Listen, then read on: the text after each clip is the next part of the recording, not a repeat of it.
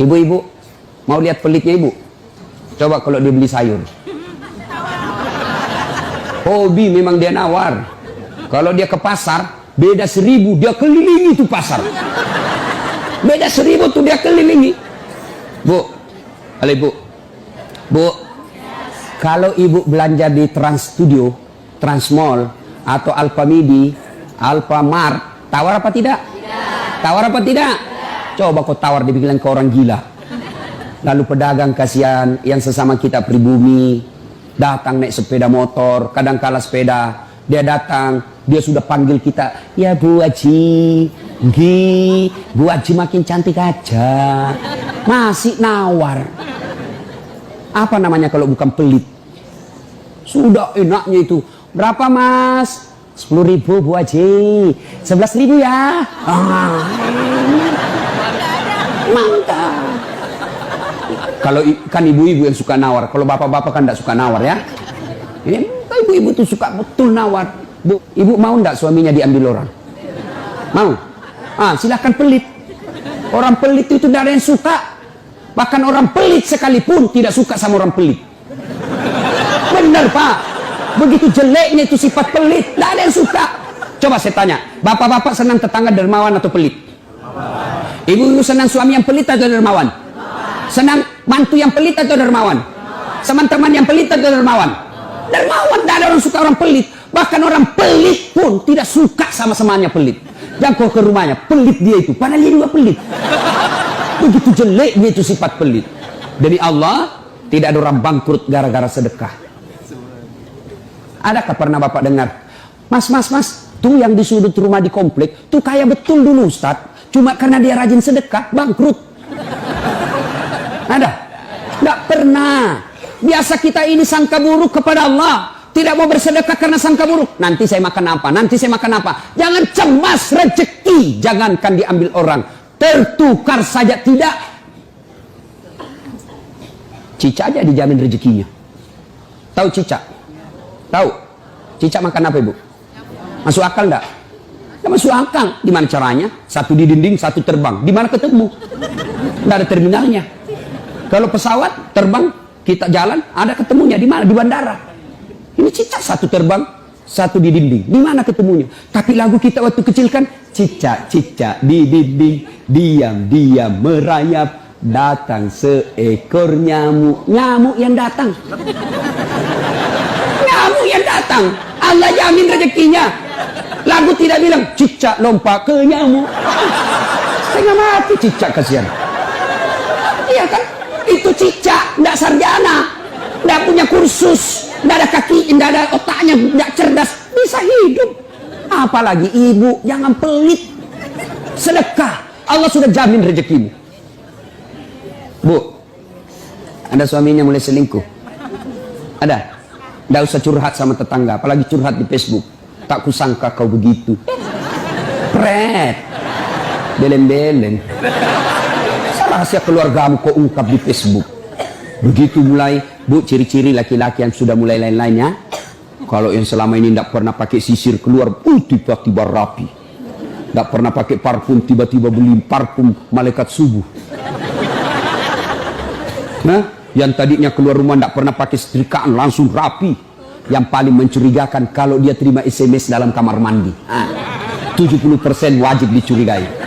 Nah, kalau sudah begitu ibu tidak usah curhat sama tetangga, lebih curhat kepada Allah. Bangun ibu sholat hajat, lakukan sampai 8 rakaat. Setiap 2 rakaat di sujud terakhirmu kau berdoa kepada Allah. Ya Allah, engkau yang membolak-balikkan rasa cinta dalam hati suamiku. Tidak mungkin aku bisa mengendalikan cintanya. Ya Allah, tidak mungkin aku jaga dia 24 jam. Engkau yang maha menjaga ya Allah. Ya Allah, pelihara suamiku dari godaan perempuan lain. Ini ada duit saya 500.000. Saya tolak bala besok ke panti asuhan. Mudah-mudahan 500.000 suamiku terhindar dari wanita jahat. Bismillah. Coba amalkan itu, Bu. Coba amalkan. Yang jadi masalah kalau suaminya juga sudah tahu rumusnya. Dia bangun juga sholat hajat. Dia bangun pula sholat hajat. Istrinya sebelah, kamar sebelah, suaminya kamar sebelah. Ya Allah, capek sudah saya lihat istri saya, ya Allah. Ngamuk aja kerjanya, marah-marah aja, berat badannya juga makin tambah, ya Allah. Tak tahu dilihat dari mana dia seksi. Ya Allah, ini ada duit saya 500.000. Tolak bala ya Allah. Mudah-mudahan istriku ikhlas saya kawin lagi. Bingung malaikat yang mana? Jangan pelit. Demi Allah, tidak ada orang bangkrut gara-gara sedekah. Saya kasih contoh. Tanggal 4 kemarin, sehari sebelum lebaran. Ya, tanggal 3 malam. Ada anak-anak usia 19 tahun. Bapaknya Flores, mamanya Toraja, Kristen. Karena sering dengar ceramah saya di YouTube, akhirnya dia memutuskan diri masuk Islam. Desember kemarin. 19 tahun.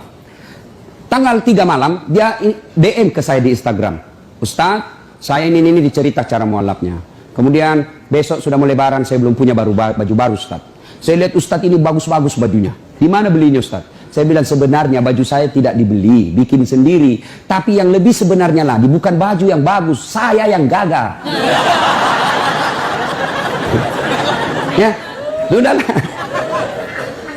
Saya butuh baju lebaran. Saya bilang kau datanglah ke rumah saya. Saya sediakan kau pilih bajuku yang kau suka. Dia pakai tongkat turun dari taksi. Kasihan saya. Kenapa kakimu dek? Ternyata diamputasi kakinya. Dia singgah sholat asar ditabrak mobil.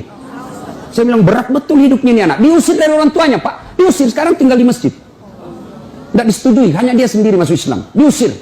Bilang kenapa kakimu? Saya cerita. Sedih saya. Sempat berkaca. Jangan sedih Ustaz. Ini tidak ada artinya ini kaki ketimbang iman saya kepada Allah. Luar biasa. 19 tahun. Saya ambil baju saya yang paling bagus. Kau pilih ini dek. Mana kau suka? Bener diambil yang paling bagus. Sempat juga saya nyesal. Sudah. Karena saya buru-buru ke bandara. Saya mau pergi khutbah. Ya. Ini dek. Kau ambil 1 juta. Sudah. Baliklah dia. Naik Grab lagi.